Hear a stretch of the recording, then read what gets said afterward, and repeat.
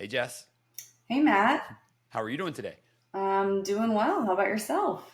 I can't complain. Not that there are no complaints to give. Actually, I'm doing very well. I am, first off, as usual, very excited for our guest today. Number one, this is an individual who I've had some very wonderful conversations with over the past couple of years. I think you're in the same boat, right? Absolutely. Yeah, really, really cool. Awesome, awesome individual. And I'm here again with you talking to someone amazing. So my morning is in that exact order. Fantastic. It's going very well. However, in our normal fashion, this is not a conversation between you and me. This is a conversation between you, me, and our wonderful guest today, who I am not going to refer to in the third person anymore, but instead bring him up on stage.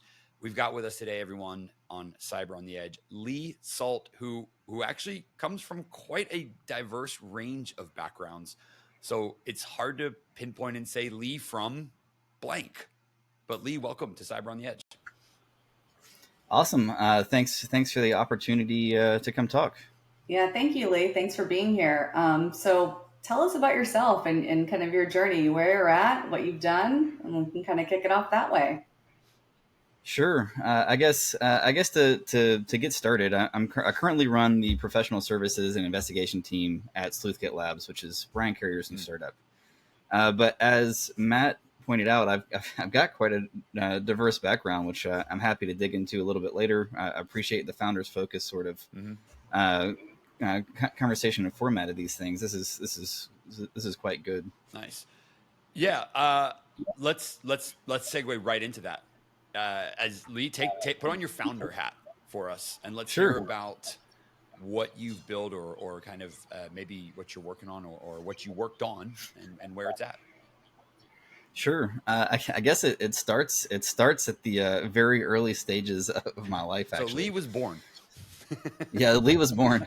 Yeah, exactly. No, I was. I like to think of myself as an entrepreneur or serial entrepreneur at Mm, this point, and a career investigator. And as I was growing up, my mother was an entrepreneur, a successful one, and my father, in the most formative years of my life, was first a homicide investigator, then he was a captain, and now he's been a police chief for basically 20 years. He's like 50 years in law enforcement this year, led several organizations, and that's kind of given me a. I no longer have the sense that I need to fill anybody's mhm. shoes, but it's like, hey, this is what's possible out there, right? So the criteria, or like the definition of success, or whatever it happens to be, like there's a higher rung on the ladder if I want to reach for it, and if I don't want to reach for it, that's okay. And there's a lot of implications there. Some of them are good, and some of them we'll talk about on why I chose to move 12,000 miles away and effectively forego all of the network and family and friends and everything and start my startup in Singapore. But um, my founder journey or entrepreneur journey started maybe close to 15 years ago or so. I actually had, now that you say it, in high school, I actually had a computer repair side business sort of thing. And that was my first foray into this sort of thing. I was building gaming PCs for my buddies Nice.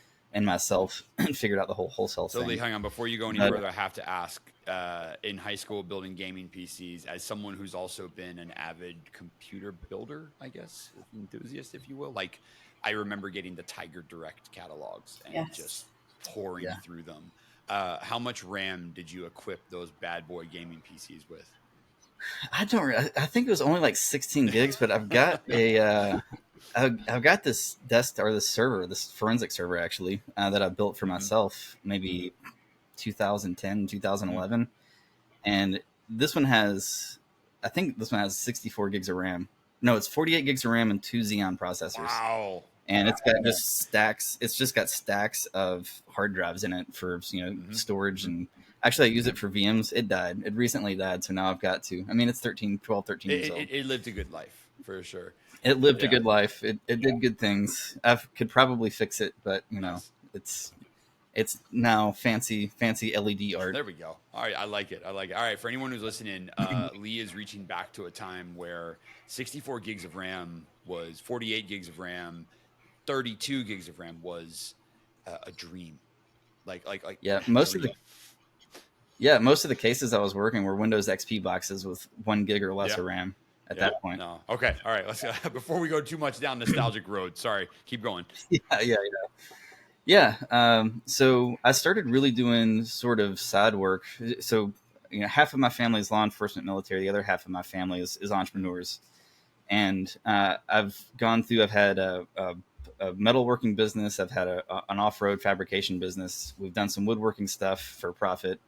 And so there's been all of those kind of small business ideas where I've had, a business partner. One of my bigger side businesses actually was a tree service, where we had numerous Mhm. employees. And, so there's been always kind of that interest. And, frankly, it was a distraction, and I didn't really realize it as a distraction. But it's like, I'm working as an investigator for an organization, but I've also got this entrepreneurial itch, and it's like, how do I bring these things Mhm. together?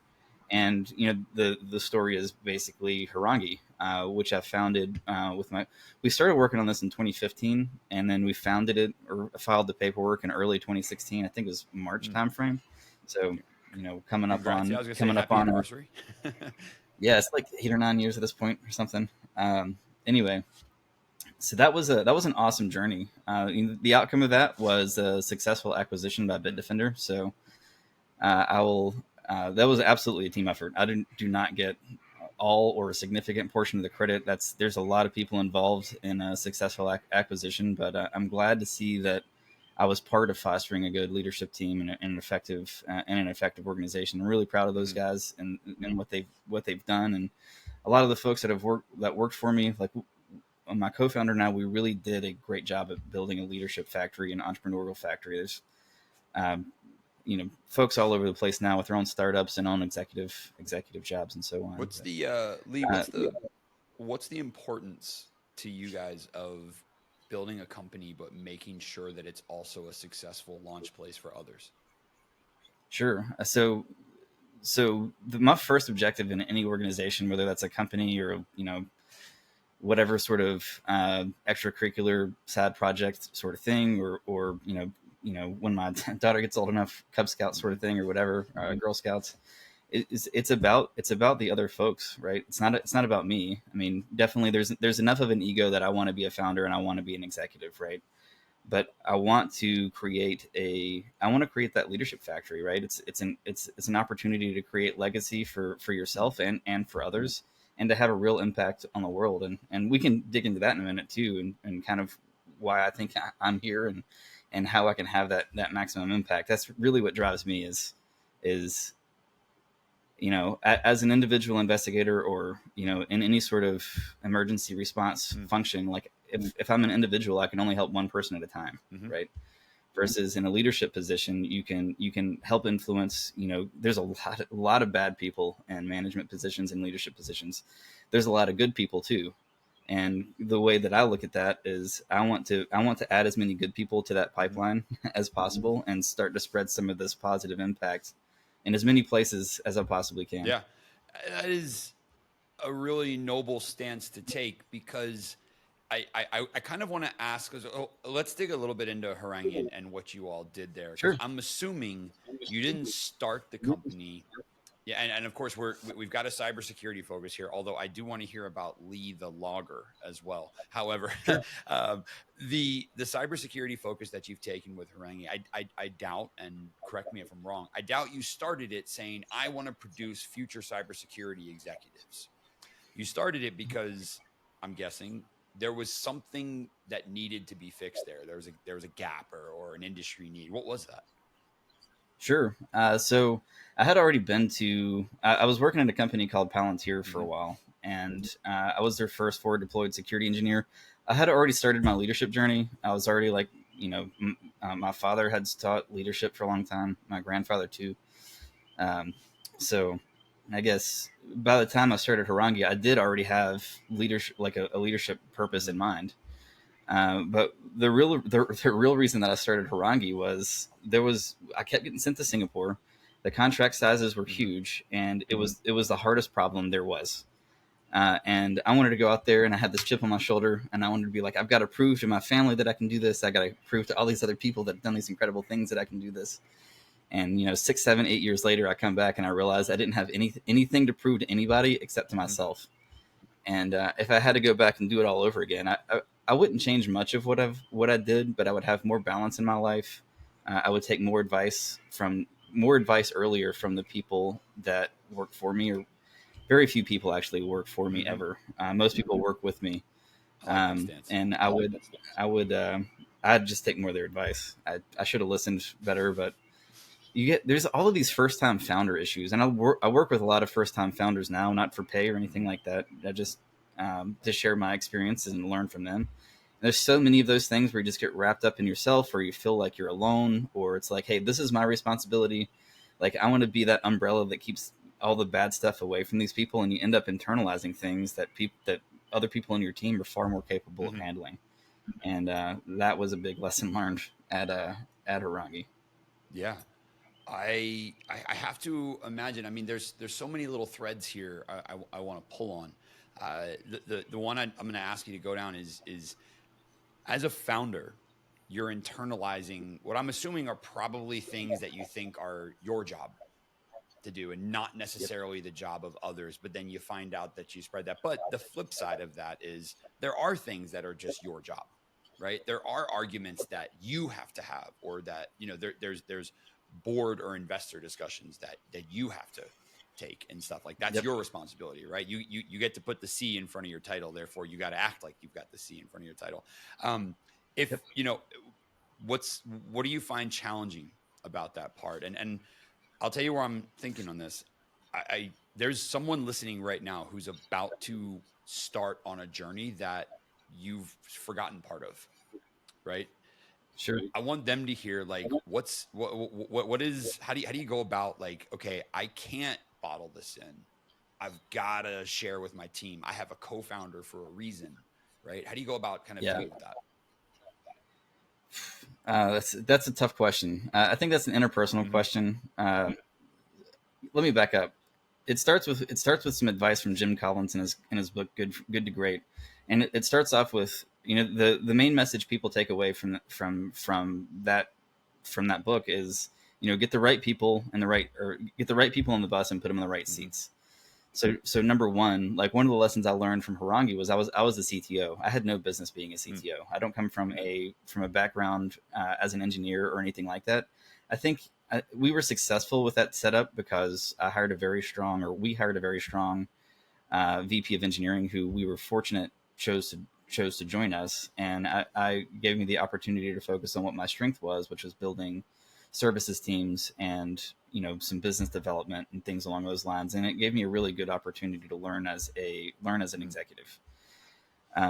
So that's what I would say is, it's like, like, if, again, one of those things, if I have to go back and do it again, my title would be probably just co-founder, right? And then I would figure out which seat on the bus I needed to sit in, rather than pigeonholing myself from the beginning. And now, in the role that I'm in now at Sleuthkit Labs, I had a young daughter. I was like, I'm going to go back to an individual contributor role because I know how much time I spent at both Harangi and Black Panda, especially working nights when I'm here in the States because they're on Asia hours. That was very tough. So when it comes back to how do you share that workload with your your co-founders or your executive team or so on, it's like, you got to be brutally honest with yourself, and you've got to ruthlessly prioritize. And it is not about what you want to do. It is about what you are most capable of, and who has the right seat on the bus. And those seats, the bus changes when you go from seed money to Series A. The bus changes at Series B. The bus changes at Series C, and all of the seats on the bus change. And navigating those transitions is really important. At one point, especially with the fact that I didn't have any balance in my life and I was 12,000 miles away, it's like I was no longer. I did not belong on the bus anymore. I'll accept some blame on my part. I don't know exactly what it is yet. I haven't worked through that yet. But there's no blame from my team or anything. It's just, we grew an effective team. The company grew faster than I could, and I just didn't deserve a seat on the bus anymore. And it was irresponsible of me to kind of take away from the rest of the team. So that's kind of like the brutal honesty that you have to have with yourself. At some point, when you start early, the company struggles to keep up with you, and you set the pace of the company. But at some point, the company starts to grow faster than you, and you either hire the right people, or you grow as fast right. as you can. Right. That's That's really, really sage advice right there, Lee. I think there's some folks, and I'll circle back on the genesis of my question there. I think there are some folks who really needed to hear that advice and maybe are like, wow, that just amplified or maybe personified what I've kind of been holding in, right? In a little bit of a fate of irony and hubris altogether, it's kind of like not only is internalizing things like that detrimental to you as a founder, but also to the growth of the company. And sometimes stepping back allows you to see where you could go, and it's not an insult. It's a good leader, right? It's a good leadership. Yeah. So amazing. Yeah. Self-deprecating humor helps a lot. It does. Yeah. It takes the edge off. And, I think with all that sort of thing, like I've gotten to the point now, I don't think it's possible. This is an open challenge. I don't think it's possible to offend me, because it's like you just have to be ready for that. You have to have. It's not even necessarily a thick skin. It's there's like Marcus Aurelius and the Stoics talk about a lot of this stuff where it's just like all of this stuff can happen around you, but you control how you respond to that. I still have amygdala responses, fear, fight or flight or freeze sort of responses. But as far as being offended and being able to work with a team, I can work with almost anybody. And that's how you get the right people on the bus and you get the right people in the right seats. It's not about you.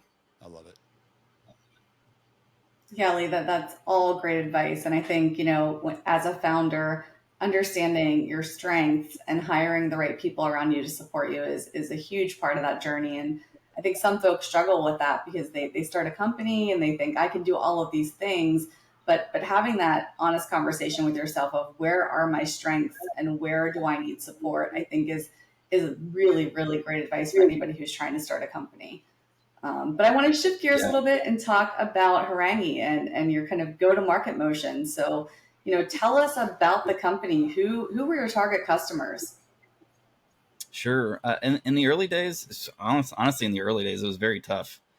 There wasn't really, there wasn't a cybersecurity community. We had Div Zero, which is kind of a small, really good, really effective organization, or kind of a meetup group. Awesome people there. It's still around. Some of my former colleagues are still regular attendees there, but that was really it. And I'm sure there's some exaggeration or like some Mandela effect sort of thing going on or whatever. But I believe that Harangi was the first cybersecurity startup in Singapore. And if I recall, I've said the story so many times, I believe it's true. I'm not positive, but I think there were only 3 people that we could find on LinkedIn at that time that had cybersecurity certifications. There was myself, there was my co-founder, and we hired the other person. So, our go-to-market strategy was creating a community and creating awareness first. And what that means is it's a founder-led strategy. Like the startup community was fairly small. It was existent, but it was business to consumer businesses and large ones like Carousel and Gojek and Uber. Uber was there at that time, which wasn't really startup status at that point, but it was a darling. And so we got plugged in with those folks, and we started figuring out how to brand ourselves as Harangi. We started to figure out how to work with investors and tech incubators to really grow the community. It's not like we led the growth, but the community doesn't grow if the members of it don't help it grow. So that's what we did, and we became a prominent voice. Fortunately, we became a prominent voice in that space for quite a while, and that was really our sales motion. It was, let's help the other startups, because every dollar or every minute that I spend helping these other founders and these other startups is probably 10 or 20 minutes that they're going to be educating other folks in the community. So if you really start focusing on, in a community oriented fashion, it actually saves you. It literally saves you marketing dollars and sales dollars, and it's especially in that founder led state where your reputation precedes you. Like there's almost never a reason to be a bad guy, right? Like there's no reason not to be a nice person. So if you can go out there and you can demonstrate that you actually care about the community and actually care about these other folks and you actually care about the outcome, that's how you get big ticket sizes in the early days. That's how you get your anchor customers to support you, because we expanded into 6 or 7 different countries, which means we had to go down there and do the groundwork and get anchor customers in each country. And we think about the go-to-market motions or the finance, that we had a huge finance team to deal with that all of it was just a nightmare. I mean, for me, it was a nightmare. Our finance team would seemed to just kind of brush it off like it was no problem. Very interesting. Yeah, and especially in an area where, cyber was a little bit foreign. I think that approach had to have been just really compelling and really exciting to kind of watch that community grow in almost a greenfield way, which is really cool. That's an amazing It story. was very difficult, but worth every minute of it. Lee, the 12,000 miles away you kept referring to, is that the distance between, I'm assuming, Singapore and home?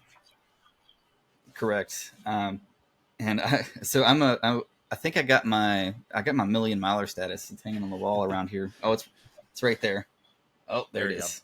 So that is not a brag. That's not a humble brag. That is a hard earned chevron or a scar or both.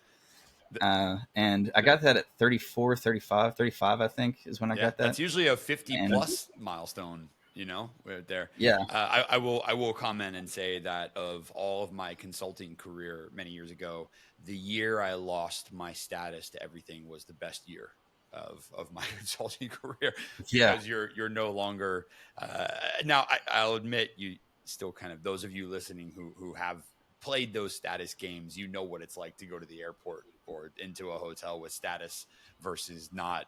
It definitely is a little bit of a weird void that you're, I'm used to a different experience here, but I think what you're reflecting on is that it's a better quality of life. Yeah, it's much better quality of life. And that million miles doesn't count all the travel I did around Asia either. That most of that is to Singapore to Korea, Singapore to Japan, or the flights from Asia to North America, some part of North America. And yeah, it was tough, man. Door to door when I started was about 50 hours. And then for a couple of years it got down to 40 hours, and now it's a little over 24. Yeah. But when you think about that, you're on a plane for more than 2 days, and then you land. And so you leave on a Friday, you get there like Tuesday afternoon or something, or Monday afternoon or something. And it's just, but you got to on operate, the way back, right? you leave on Thursday, you get home on Wednesday, but you've been in the air for 28 hours, and you're like, wait, something doesn't make sense here. Yeah, exactly. Lee, I'm curious why, and this is just kind of listening to your story here. Why Asia or why particularly Southeast Asia? What about that market that got you guys? It was access and placement. So I worked very closely with the Palantir office in Singapore. So both Harangi and Black Panda. So we started off as sister companies. We were all former Palantir. The Harangi people, or the Black Panda people, did more traditional government work, we'll call it that, and the folks that founded that. And then the Harangi folks, we did effectively anti-money laundering and cybersecurity work. And all of us, we tracked. We did investigative work where we tracked organized groups of bad people. So we did that a lot in Singapore, and most of the Singapore office, or the three of us that.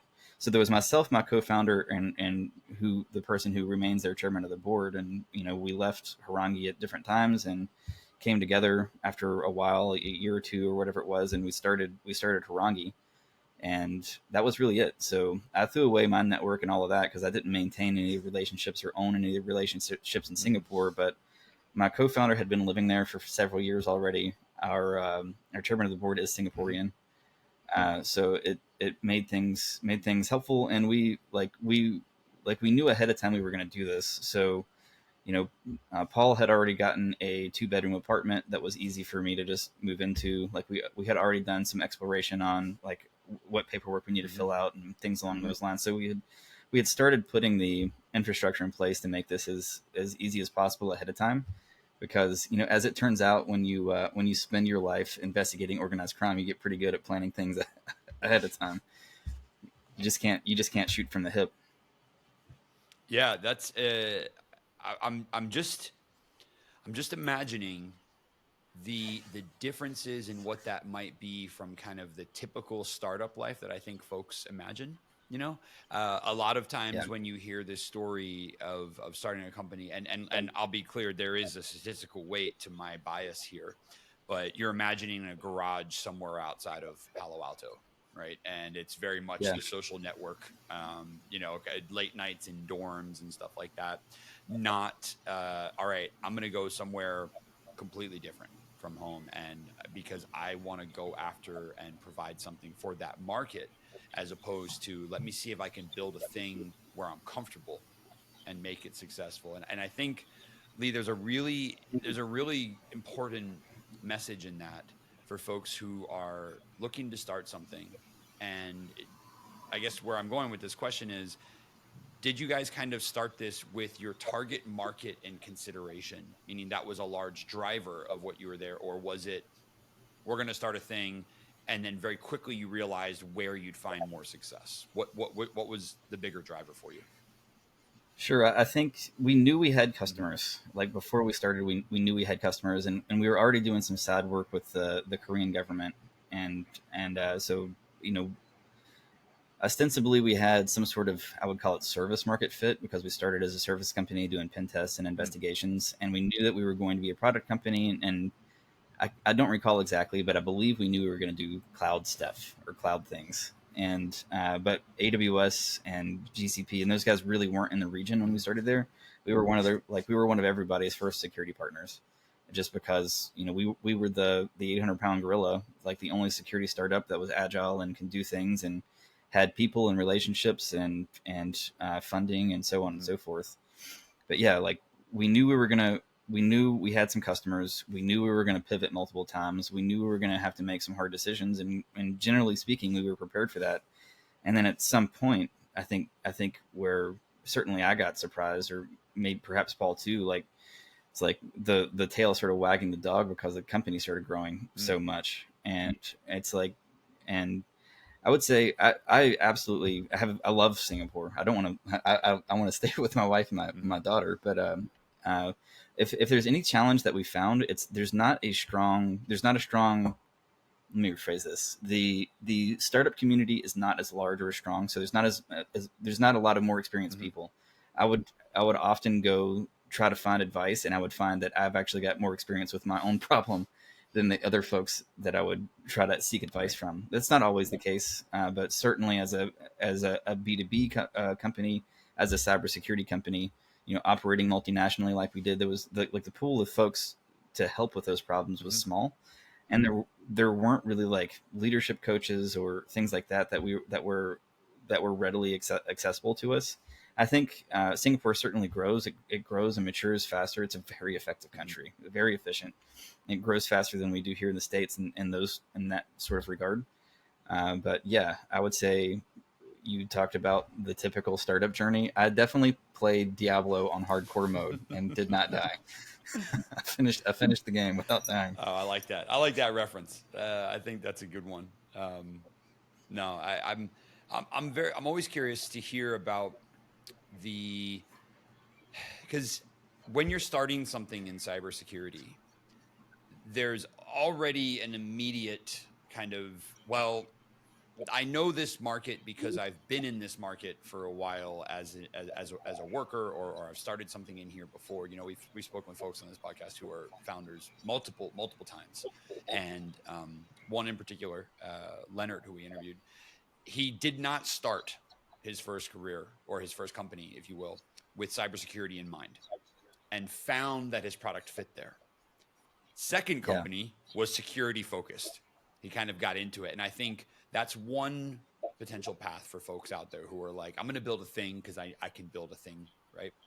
And then whichever community adopts that thing, then is the community that you become a part of, in a way. Now, it doesn't mean you can't do other things, right? But if you build something and the cybersecurity community is the one that grasps it and does the most with it and expands upon it and gives back to it, you've got a clear sign as to who is one of your champion target, if you will. And I would say the other road that I've learned about is, I'm going to do something in cybersecurity because I know I can. Now, where can I go Mhm. be successful to do that? And I think it's an admirable decision that you guys made, because there's also the possibility, Lee, of looking at it and being like, well, why is no one serving that market? Maybe it doesn't work, and you guys made it work, which is a fantastic Yeah, takeaway. that crossed our minds every day until we really got a good number of customers. Yeah, I like that.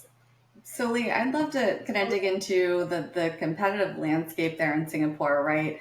In the US, we've got a ton of cybersecurity products. It's pretty easy to define who competitors are, but I'm sure going into a country like Singapore, as you mentioned, there were 3 people with cyber in their title, probably a bit of a different situation than starting a company in the US. Yeah, I would definitely say in the early days, and I mean, it sounds arrogant today. Like, we didn't have any competition, and investors then were like, "That's crazy." And I'm like, "Okay, you go find them. You tell us who they are, and I want to go talk to their customers." And of course, that didn't last very long. Maybe a year or two. And our competition wasn't really like standard competition, right? Because we were a product. We were a service company that was transitioning into a product company, which I think now is actually a common play in cyber in the U.S. And anyway, like, there were some small consultancies that would bid on similar work. There was like the big 4 that we would compete with, but they didn't really have cyber capabilities back then either. And I think at some point, the folks that we really started competing with were actually internal teams. Like, it's basically you're competing for budget. Like, do they want to solve this internally, or do they want to solve this externally? And we started doing some vCISO work at some point, where we would go in and help them stand up internal security programs. And these are like multi-million-dollar internal security programs. This isn't like a, I'm going to go help you get SOC 2 compliant. We would go in there and act like their CISO and help them hire folks until they hired a CISO, and help them attract the right talent. And in essence, in one way, you can say we helped build our competition. And another way, you could say, hey, we helped build the community, and we built a customer base, because most of those guys are still, they're product customers now, which is far more scalable than service customers. Lee, how as you go through and kind of as I'm hearing you talking about this here, how much does a company or a country's or a geographic region's cyber readiness impact its ability to be a good market? Because, and I'll give you a second to think, and I'll back it up with an assumption. Usually folks who live in a certain region think that their region is either the most advanced cyber region, or they're aware that it's just, we're not there at all. It's either one or the other. I will argue that if you look at the weight of US based companies in conference talks, product development, open source contributions and things, there's a heavy bias towards the US. Also, I've also spoken and taught cybersecurity in Europe, where the assumption there is actually we're a little more secure because that's their magnifying glass. However, as someone who's worked security now in multiple continents, how does a country's, like, because we can't all be on the same level playing field, right? Sure. And we're not, right? Let's admit it, we're not. How does that impact, like, you're starting a company or thinking about going after that region? Sure. So I think first off, so I'm taking my entrepreneur hat on and I'm putting my investigator hat on. When you talk about security, so cybersecurity is the 5th domain of warfare. If you talk about it in commercial terms and any other terms, you're not thinking about it the right way. And that means there's an offensive capability and a defensive capability. Now, the other thing about cyber warfare is it's asymmetric.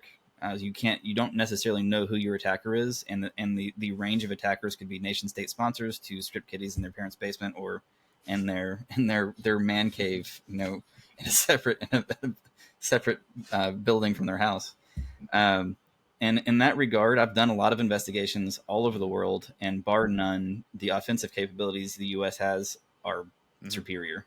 There might be some pockets of folks that do some things better, but the systematic way and the amount of dollars that we throw at this problem, and the barrier to entry to being an offensive cyber operator in the U.S. is second to none. There is zero close competition. We talk about how some foreign actors have access to our power grid. You think we don't have access to their stuff? They can say they got a great network firewall around their environment all they want to. That doesn't change anything.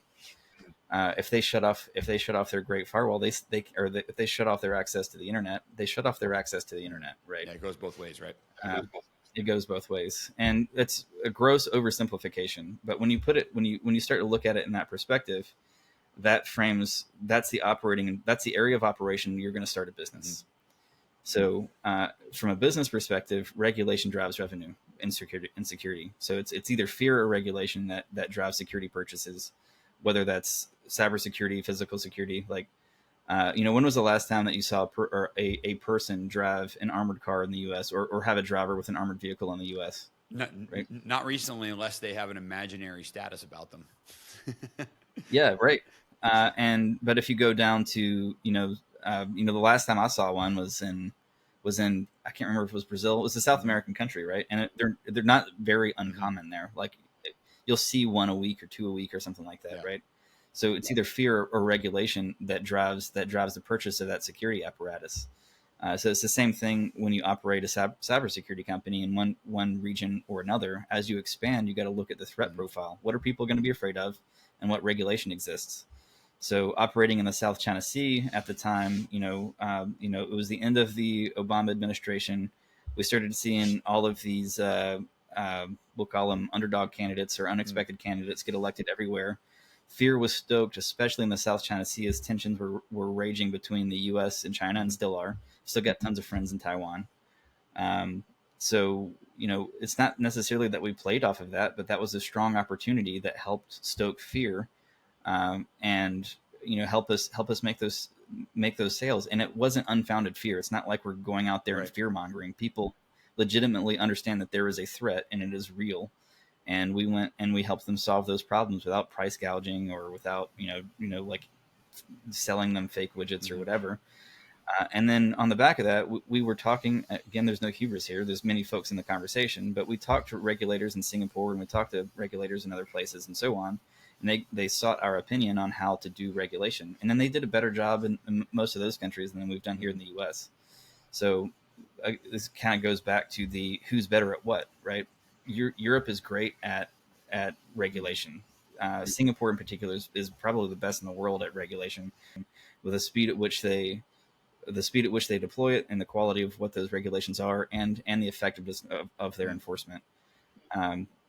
And then defensive capabilities, I don't think anybody's got that figured out. I think if there's anywhere where we're actually on an even playing field, I think the whole globe sucks at defending against offensive folks.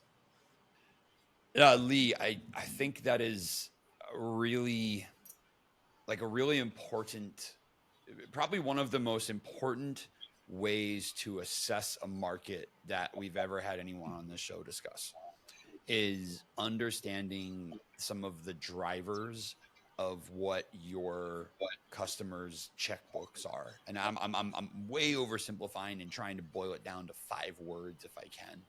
But yeah. you got to go out and understand. And I think the important thing that I'm hearing from you here, an important takeaway for future founders as well, is you might have an amazing idea. I mean, don't get me wrong. There are some widgets around my house that were incredible feats of engineering, and whoever figured out how to fit that thing in that small of a space, you're a genius. However, there's no enterprise buying them by the millions, right? It's an interesting way to kind of say, understand what's driving your customers, and I don't want to say completely align your business towards that, but aligning yourself and understanding those are going to make you a lot more successful in the future. I think that's some really solid advice. Yeah, I think when you look at opportunities, putting the entrepreneur hat back on, you got entrepreneurs. Is the idea that you have, is this part of somebody else's service line? So are you an acquisition target, or should you sell the idea to them, or give the idea to the community to fill a small niche that's not really going to be, is this kind of like an add-on revenue thing, like just an extra less expensive line item on a less expensive SKU on an invoice, or is this justification for a separate invoice sort of thing? And budding entrepreneurs that don't really have a lot of experience with that, it can be tough. So I think the one if there's a single piece of advice for any entrepreneur, it's get customers before you leave your current job. Always start your business while you're at your current place. And that's not to say steal current customers or do anything unethical or anything like that. Don't do that. You're going to burn your reputation before you start your company if you do that. But make sure that you have a solid financial position to launch from, right? Like make sure you have a paycheck, and then when it's a big jump to go from a paycheck to not having a paycheck. So you better have an idea of what your funding is going to look like. Do you have enough money to bootstrap? Are you already talking to to investors? Do you already have like product market fit with some early adopters if it's a product? Do you already have service market fit with some ideal customers if you're going to be offering a service? And you need to get some of those things in place. You want to get your if some folks can't start a company while they're working somewhere, but you want to know what your corporate structure is going to be. You're going to want to know who your CPA is going to be, and you're going to want to get all of that those easy, obvious administrative things done before you leave your stable paycheck. Yeah, it's. I think that's Jess, Lee. You're full of this like fantastic advice here. These are things where it's a lot of times. I think it's really easy, especially for creators, people who create, like those founders who are creators. They're not serial founders. They're more of, I have an amazing idea, right? And the drive to just go build, let me just go build a thing. And you're up late, you're building, you get drunk on creativity to the point where you start to have an MVP or something that can be out there. And the next thing you know, you have interest and you're up late fixing bugs. And, that very first customer is the one that's always near and dear to your heart. And it's almost like you're a single customer company at that point. And then the next thing you know, and I'm sorry to put a damper on things, taxes are due. The next thing you know, taxes are due. And you're like, wait a second, I've just spent 9 months creating. Interesting choice of time frame there, but nonetheless, I spent 9 months creating and building something. Now all of a sudden, I've got to adhere to tax laws and things like that. And I think that's great advice to get ahead of that game, because there's a few things certain in life. I have been through like 13 or 14 CPAs. My tax situation, living overseas and operating so many countries, and I didn't work with a lot of them. A lot of them I'd be like, do I qualify for whatever foreign tax income exclusion? And they're like, we're an expat CPA, like an American that lives overseas CPA, and their answer would be like, I don't know. I'm like, well, I'm not going to talk to you. Like that's what you advertise. As a business owner, if I said I'm an expert at something and the first words out of my mouth are I don't know, then I'm not going to sell that thing anymore. I'm not going to advertise change that marketing material. Yeah, you want to talk about some post-traumatic or post-tax stress disorder. Like I've definitely got that. Oh, interesting. Well, Lee, no, thank you. And interestingly enough, typically our last question is the piece of advice, and you already covered that. And I think it's a very strong advice for any founder out there listening. But so I want to wrap things up by, the last question we're going to ask you is really about you. Becoming a founder is a big life decision, right? And typically we find and hear from people that there was somebody or something in their life that really inspired them to take that journey. So we'd love to hear, who or what was your inspiration? Gotcha. I'm very fortunate. Again, maybe you can say I was born, right? I happen to be lucky to have many good inspirations in my life and my family, our friend circles, our family friends, and so on. So it's not that the expectation was set high; it's that I just had the support and the knowledge that people can do amazing things. And my dad, I'm getting choked up. my dad's been there supporting me the whole time. That's awesome, Lee. That's great. What an amazing vantage point you're able to offer us today. And I first, with every founder we talk to and every founder out there, like there's a huge celebration of the success you've achieved, even if it's just in a wealth of life lessons that you get to pass on to to your daughter in the future. But thank you so much for joining us today and sharing this with us. It's been absolutely rewarding to hear about this journey, and also to hear, I think about how, I'm going to borrow your words, brutally honest you are about who you are as a founder as well. it's one thing to tell a story, and there's a little bit of winners write history here. It's one thing to tell your story of a company and focus only on your exit, your high points, your largest account, your top ARR, MRR, whatever value you want to pick.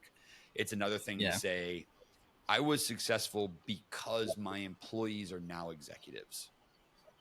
And I think Yep. that's a huge win for everyone out there. And maybe this is going to go against the Jack Welch School of Management, but maybe that's a better measure of success sometimes than the dollars that get brought in, or the, whatever currency you're operating in gets brought Yeah. in. Just one final, Lee, what's it like running a business and having to deal with 10 to 15 different currencies at the same time? Different currencies, different Mm-hmm. cultures, and I'm the foreigner, right? So I'm not in a position to solve a lot of those problems, or to have like the historical context of a lot of Mm-hmm. those things. It was. I mean, I have a daughter now. My wife will probably kill me when she watches this. That was the most difficult thing I've ever dealt with in my life, and I cannot fathom anything more. And I've growing up in a law enforcement and military family, starting my career in that environment and so on, and all of the bad things and stuff that you see. Nothing was more difficult than dealing with just having a startup operating in 6 or 7 countries. Again, we had great people, but there's a bunch of differences there. There's a bunch of tax stuff. There's foreign exchange rates. There's all of it. It was a lot of variables and a lot of 80 and 100-hour weeks. Gotcha. Well, Lee, I think we're going to leave that story for the next time that we get a chance Sounds to great talk to me. again. Hey, thank you guys for your time today, and thanks for inviting me on the Thanks for show. joining us. It's always a pleasure when our conversations get to cross like this, and I just wish that I don't want to say I wish we had more time.